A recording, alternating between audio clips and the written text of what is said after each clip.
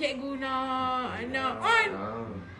Naikkan pakak cikgu nak on. Urusan pentadbiran lumpuh lah kalau tak ada kerani. Maknanya penting untuk urusan pentadbiran.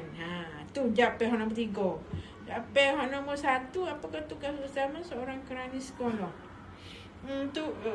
Kerani sekolah ni tugasnya dia banyak. Nak sebut ke tugasnya dia tu?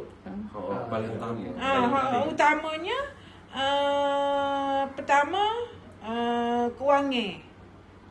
Mengurus kewangan sekolah. Kedua, mengurus perkhidmatan.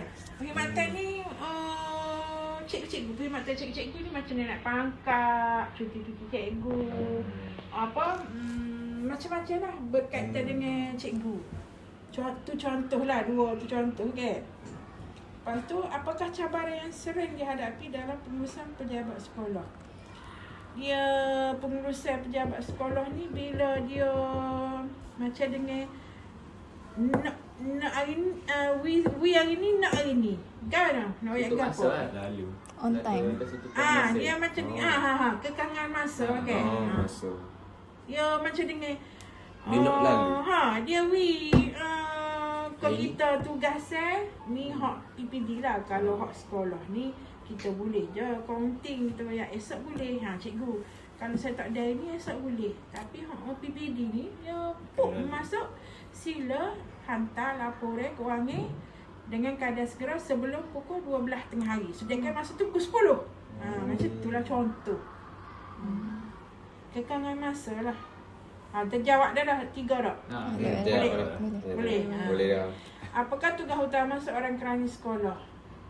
Mengurus kewangan sekolah 1, mengurus perkhidmatan.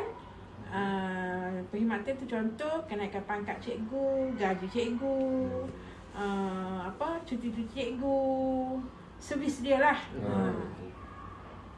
Lepas tu, apakah cabaran yang sering dihadapi dalam pengurusan pejabat sekolah? Untuk urusan pentadbiran sekolah, okey, tak ada masalah.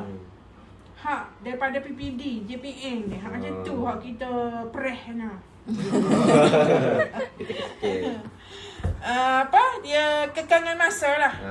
Nanti nombor 2 dah. Hak nombor 3, penting untuk pengurusan apa tadi? Kak Wayak ke apa dia? Ada tadi. Naik gaji ke dia. Nombor 3 ni pendapat utama peranan kerani penting. Memang penting lah. Memang kerani ni penting untuk pentadbiran sekolah. Untuk mengurus pentadbiran sekolah.